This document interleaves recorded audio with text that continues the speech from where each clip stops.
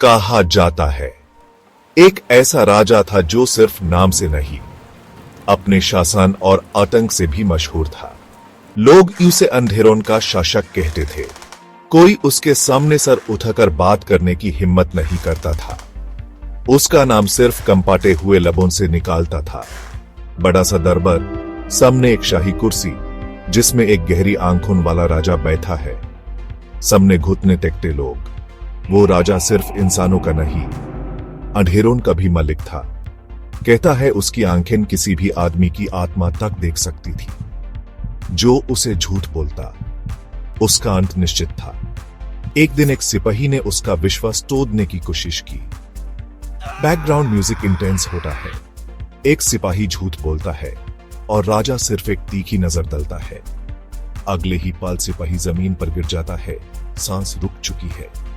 राजा का महल दिखाया जाता है, बड़े बड़े दरवाजे, दीवारों पर अजीब छायाएं। लोग कहते थे कि इस महल के दीवारों के अंदर कुछ ऐसी शक्तियां थी जो किसी भी सामान्य व्यक्ति के पास की बात नहीं थी। एक रात एक नौकर ने उस राजा के गोपनीय कक्ष में झांकने की कोशिश की, और फिर जो हुआ उसके बाद किसी ने वहां कदम रखने की हिम्मत नहीं की। नौकर धीरे से एक पुराने दरवाजे को धकेलता है। अंधेरों में एक चेहरा चमकता है, एक हल्की चीख और फिर अंधेरा। नौकर गायब। तेज बारिश हो रही है। महल के अंदर एक भयंकर तन्हाई है, लेकिन जो डर दूसरों को लगता था वो एक दिन राजा के दिल में भी उतर गया। कहते हैं एक रात उसने महल के शीश महल में एक परछाई देखी, एक ऐसी परछाई जो उसके जीते जी नहीं होनी चाहिए थी। राजा का चेहरा पहली बार डरा हुआ दिखाई देता है। वो तलवार उठाता है पर उसके सामने बस हवा हिल रही है।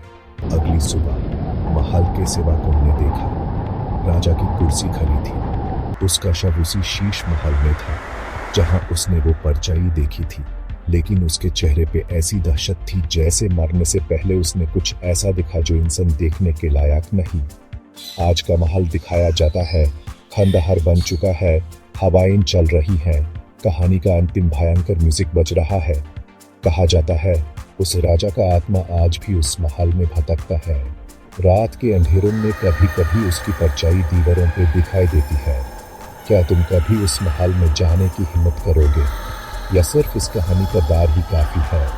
Music fade out, screen black होती है और लास्ट में एक लाइन लिखी आती है,